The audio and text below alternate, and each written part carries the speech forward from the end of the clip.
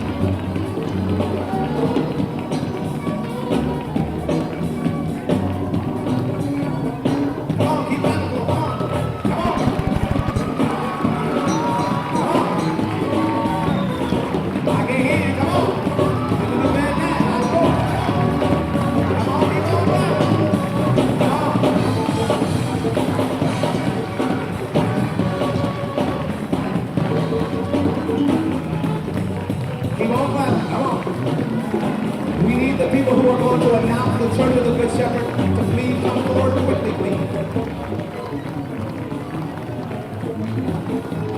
Beautiful. Kelly Kalbeck and Mario Gizabal, please come quickly, please.